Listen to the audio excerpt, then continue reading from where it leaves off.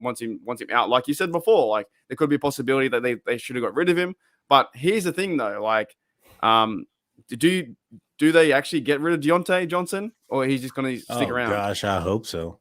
Um, I'm not trying to be negative or anything, but uh, oh man, you know what, man? I'll be honest with you. There's been so many weighted drops and things of that nature. I once put out there. Man, I don't even know if I should say it because I probably get a lot of hate. I get a lot of hate for some of my bad takes. I put out there that Diontae Johnson is what you get when you order Justin Jefferson off a Wish, and so it's a guy that he's just not there. You know what I mean? I don't see him as a number one. I don't see him as a number two. I see him as potentially a number three. I think that if you were to go out and draft Addison, for instance, in college, I think that immediately increases the wide receiver room because you have somebody to play complementary football across the field from George Pickens. When you have somebody who's dropping the ball on third down in those type of weighted situations, then you tend to then focus more into that one player that you do have, in George Pickens, you double, triple team him. If you had somebody who was able to catch the ball a little bit more consistently during that time, then they have to play a little bit more honest, and that's going to give George, Muth, and everybody else a greater opportunity to do their part. At the end of the day, he just needs to do his portion of the job, not to copy the damn Patriots, but do your job. Don't do more than what you have to. Catch the ball, watch the ball go into your hands and turn upfield. If you get 1 yard after the catch or 15, great, but move forward, watch the ball get into your hand and secure the ball. I mean, it's just so many times where there's so many mistakes, and it's in the biggest of situations. It's on third down. It's in the red zone. It's on when you're backed up in your own side of the field and you do a drop fumble. It's in the fourth quarter when you're only up by 4. You know what I'm saying? Those things, it's frustrating, and it's come to a point where this young man has been a part of this team since 2019. 2019, I think so. And I think 2019 was his best year. I mean, as far as he caught balls down the field, he showed promise. I think he did a little bit better his second season as far as the stats go, but that was because I think the Steelers were trying to turn him into Antonio Brown. They were force feeding him the ball. They had so many targets towards him.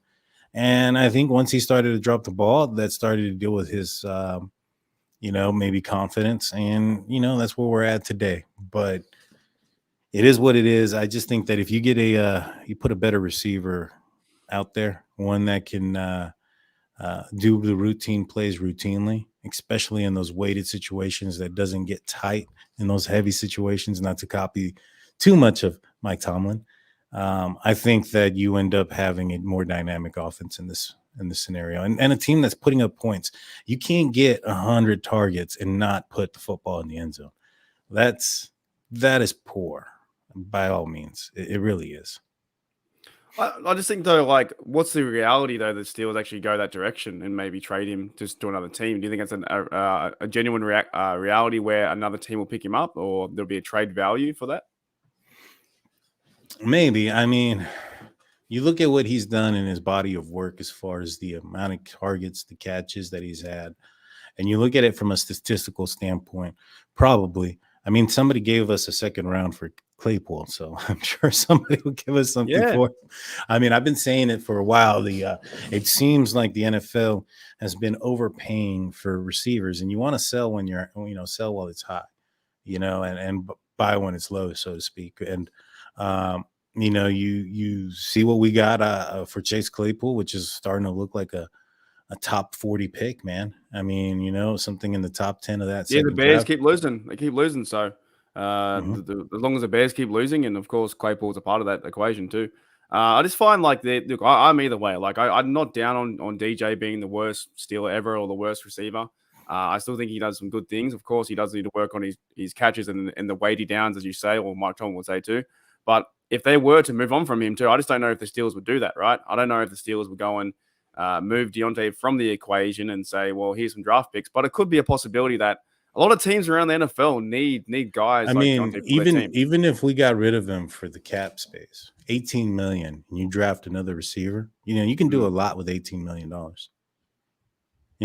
Based on what they're paying their cornerbacks. Look at this. You get rid of Diontae, you get rid of Ahkello Witherspoon, and you get rid of even Levi Wallace. You get a cornerback and a receiver in the draft to go along with Cam Sutton, and you're saving yourself somewhere around, well, you have 18 on one side, 16 with the combination of the two of Ahkello and Levi Wallace. So that's what, like $34 million. You can get something real. You can get a really good CB1. You can get a middle linebacker. That this is a position the Steelers are going to need. Tremaine Edmonds is a guy that's going to be a free agent this upcoming year.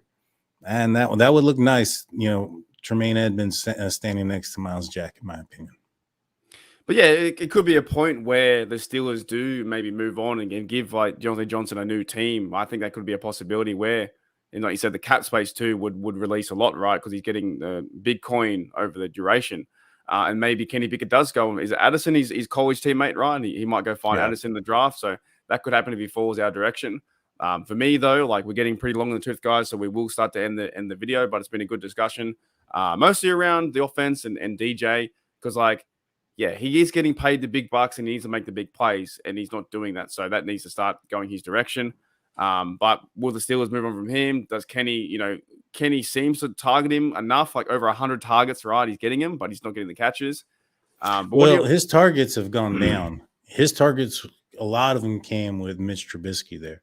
And as the season has gone through, his targets has gone down. And I've been saying it. I was like, I've been calling it out. I was like, is that somebody's lost confidence in him? Because under Matt Canada, with Ben Roethlisberger as quarterback and Mitch Trubisky as quarterback, two different quarterbacks, Diontae Johnson was the primary target, and he was force-fed the ball a lot. Since Pickett has taken over, he has not been.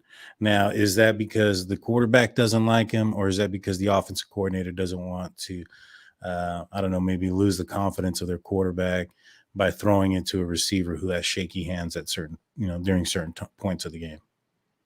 So I'll end on this point for the Diontae Johnson topic, right? What does he need to do to change the mind of him staying as a Steeler? Does he need to go out there and catch the football and get 70 yards, TD, stuff like that, and be the impact player and really just turn it around? Is that the easy solution? I mean, I think it's a situation where if you look at him, he didn't put himself in a hole with just one drop or one game where he had drops. I don't think one game where he does well is going to change the mindset of the fan base. I think it has to be something that is grown over time. I think there's a sour taste in a lot of the fan base mouth when they talk about Diontae Johnson because of, it was out there. Not very many people wanted to extend him this year.